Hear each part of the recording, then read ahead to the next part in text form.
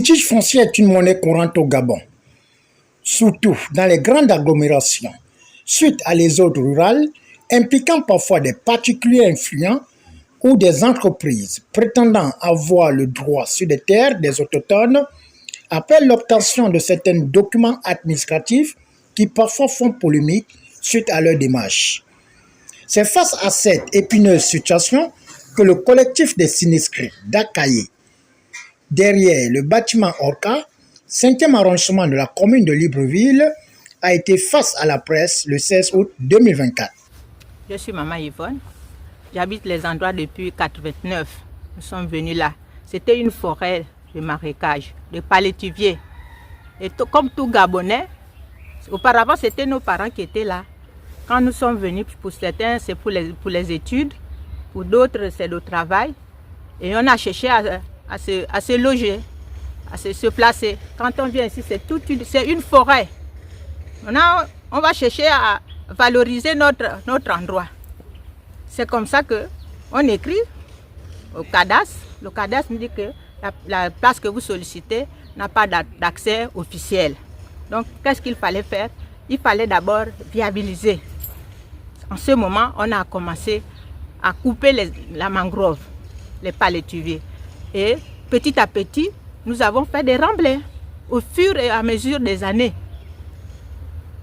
que nous avons fait. C'est pas en un seul jour, nous n'avons pas de l'argent. Avec nos maigres moyens, nous avons fait, quand on voit un campion de remblai, on prend, on verse. Après, quand la place s'améliore, beaucoup de personnes sont regardants. Et c'est là où commence le problème. La plateforme est déjà formée et les jeux sont regardants. Tout le monde veut solliciter la place. Pendant que nous sommes en train de travailler, pendant que nous sommes en train de remblayer, il y avait des gens qui font des papiers qu'on ne connaît pas. À notre surprise, c'est que pour couper court, je ne comprends pas, monsieur le directeur du cadastre, comment quelqu'un crée une société, la société SCI Dandé, qui crée le 5 février 2013, et il va avoir le titre foncier en 8 jours, le 13 février. Là, on ne comprend pas. Entre nous qui sommes là, quand on a demandé, puisque pour notre sécurité, l'administration a dit que non, vous devez d'abord remblayer, viabiliser, avant que vous ayez des papiers pour la régularisation de vos parcelles. Ils viennent nous trouver en 8 jours. Ils prennent nos terres, même nos maisons, ils mettent dans leur titre foncier. Qui a signé leur titre foncier là? Qui a validé les documents qui font qu'ils soient là, qui nous piétinent, ils nous arrachent tout, ils détruisent nos vies. On a tout perdu. On a tout perdu. J'ai fait la prison là, pour ce terrain là. Ils m'ont fait arrêter. Le dossier a disparu, j'ai fait 6 ans de prison. Parce que j'étais comme un mort. Pas de dossier à la prison centrale, pas de dossier au tribunal. Il a déjà payé parce que j'étais le seul ici à le menacer, à casser même les engins. J'étais la menace. Donc aujourd'hui, on dit merci. On commence par, là on casse la voie d'accès là, le bâtiment là. On va nous mettre la canalisation et puis on va se débrouiller à reconstruire un peu. On sort du faux titre foncier qu'ils ont monté pour avoir nos propres documents. Parce qu'aujourd'hui même, ça c'est une situation qui nous bloque. Vous êtes dans un titre foncier. Vous faites les papiers comment? Même pas dans un titre foncier. Parce que c'est déjà un titre foncier qui n'est pas valable. Ça veut dire que, parce que la traçabilité du terrain d'Adandé, nous sommes hors. Nous ne sommes pas dedans. Lorsqu'il fait son titre foncier qui n'est pas valable, ça veut dire que nous ne sommes même pas dans son titre foncier. Donc c'est un peu ça ma contribution. Nous voulons toujours interpeller les autorités pour venir vraiment en aide, venir écouter vraiment le cri d'alarme que nous lançons depuis là. Voilà. Nous lançons un cri d'alarme depuis longtemps. Et nous avons déjà vu le début. Nous espérons que ça va continuer. Et vraiment nous allons être à l'aise. Les travaux ne s'arrêtent pas parce qu'il a encore allé mouiller. Il a encore Merci le président. Après avoir planté le décor de la situation par le collectif, Le porte-parole est revenu sur l'historique et les remerciements afin d'inviter le CTI à avoir un regard particulier à cette situation qui a trop perduré. Ici, c'est pour montrer que le bâtiment annexe Orca, le bâtiment Orca, c'est ce bâtiment là où vous voyez, je pointe le doigt ici là. Là c'est le bâtiment Orca qui a été construit vers 2014 et autres. Donc là, on commençait déjà à avoir un peu des inondations. Et en 2020, comme vous voyez ici, hein, ça c'est l'hôtel Boulevard. Hein, ça veut dire que depuis chez nous, on voyait encore l'hôtel Boulevard. Là c'est l'hôtel Boulevard qui est là. Donc tout était encore vide. Il est venu en 2020, le 13 septembre, qu'il a commencé à déposer le sable et autres.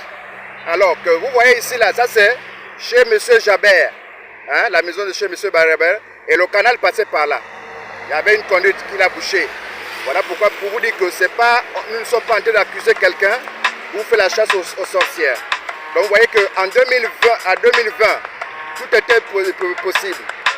Et il a terminé, donc 2020, quand il a commencé à boucher, voilà la suite. Hein?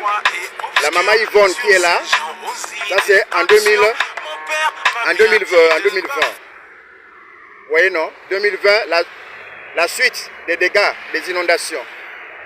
Ici, 2021, il a fini de faire son bâtiment, donc de fermer jusqu'au niveau de chez M. Jabert, il a collé son bâtiment. Malgré les interpellations, malgré le tribunal, malgré tout, il ne recule devant rien. Donc vous voyez ici là, 2021.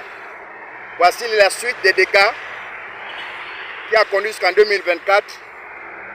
Donc voilà l'exode rural où il y a les inondations et autres. Donc voilà ce bâtiment qui est là, qui est devenu un monstre, un géant, un destructeur. Donc vous voyez un peu, 2024. Et ici c'est maintenant, après le recours qu'on vient de faire depuis le 17 juin, le 17 juillet, après 2024, c'est la fin de souffrance. L'État vient de prendre en charge par le CTRI de détruire une partie du bâtiment afin qu'il y ait la canalisation, l'accès, que les voitures puissent aller maintenant retrouver la population qui depuis 9 ans souffre en silence à cause des constructions anarchiques. Et ce n'est pas le seul endroit qu'il a le problème. Vous allez au niveau de la CENI, les mêmes problèmes. À Kanda, soi-disant là-bas aussi, c'est le même problème. Donc nous sommes le collectif d'Akaye, voilà, qui se présente comme ça. Le collectif de sinistrés d'Akaye, ensemble, famille, nous sommes forts ensemble. Ensemble, nous sommes forts. Donc nous disons merci. Merci, merci. Après 9 ans de souffrance, des inondations et des négligences, le jour de la libération est enfin arrivé. Merci au CTRI, merci au président Oligui Nguema, merci aussi au ministre de Travaux publics, au délégué 5e arrondissement plutôt. Merci aussi à l'équipe de la brigade de TP qui sont venus sur place et la NUTTC. Merci à tous ceux qui ont contribué afin que le bâtiment soit détruit. Merci et nous attendons que la continuité. Bonne fête, bonne fête, bonne fête, bonne fête de l'indépendance à tous, à tout le Gabon, nos familles. Et je prie que tout le monde se lève pour dire non à tous ces milliardaires, à tous ces hommes d'affaires qui sont en complicité avec nos frères gabonais pour détruire le Gabon.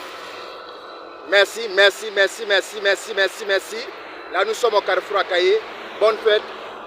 Nous notons que la détermination et la volonté de réussir sont au cœur de donner du sourire et l'espoir pour le bien-être social prôné par le numéro 1 qui ne cesse d'être au centre des actions positives, visibles et palpables.